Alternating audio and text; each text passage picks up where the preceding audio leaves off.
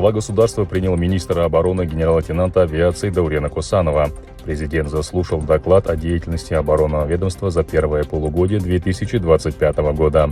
Касым-Жомарт Токаев был проинформирован о состоянии боевой готовности армии, итогах весенней призывной кампании, мерах по совершенствованию системы военно-патриотического воспитания и социального обеспечения военнослужащих. Президент поставил перед министром ряд задач по дальнейшему повышению боевого потенциала вооруженных сил. Министр обороны Республики Казахстан, генерал-лейтенант авиации Даурен Кусанов без предварительного уведомления прибыл в воинскую часть 31775 регионального командования Астана, расположенную в Караганде. В ходе рабочей поездки руководитель оборонного ведомства проверил организацию службы, состояние казарм, санитарных зон и качество питания. Особое внимание было уделено обеспечению солдат срочной службы. Министр побеседовал с военнослужащими, поинтересовался их бытовыми условиями, возможностью связи с родными и моральной атмосферой в подразделениях. Во время обеда в солдатской столовой Даурен Кусанов лично оценил разнообразие и качество приготовленных блюд. Заместитель министра обороны Республики Казахстан по вопросам тыла и военной инфраструктуры генерал-лейтенант Каныш Абубакиров провел комплексную инспекцию в Карагандинском, Балхашском и Приозерском гарнизонах.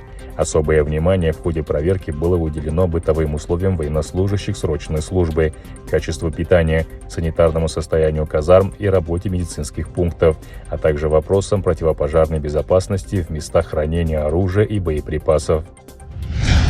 В Министерстве обороны прошла торжественная церемония передачи государственного флага Республики Казахстан национальной сборной команде, которая примет участие в 4-х военно-спортивных играх вооруженных сил государств-участников СНГ в городе Москве.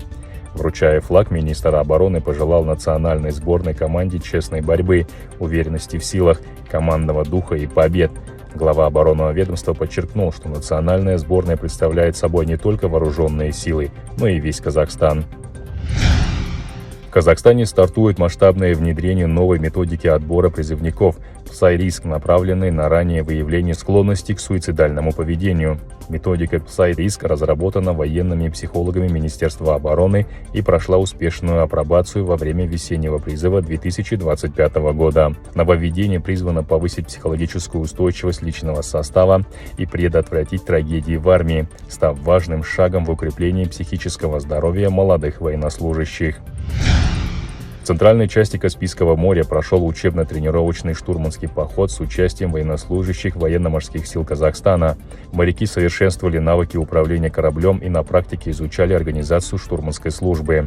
Главная цель тренировки – повышение уровня штурманской подготовки и развитие профессиональных компетенций. В ходе похода личный состав прошел подготовку к несению штурманских вахт, отработал действия в составе вахтенных офицеров и закрепил теоретические знания в реальных условиях.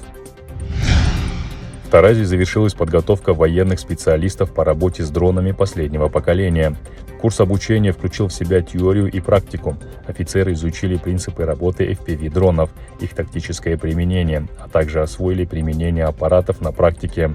Завершением обучения стало вручение сертификатов, подтверждающих их квалификацию. В военно-морских силах Вооруженных сил Республики Казахстан впервые в истории организованы учебные воинские сборы с участием офицеров запаса.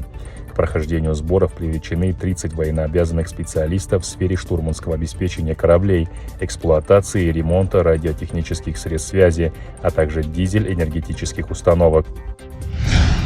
Начался прием документов в военные колледжи Министерства обороны. Годные по состоянию здоровья кандидаты прибывают в колледж для сдачи документов в период с 1 по 5 августа.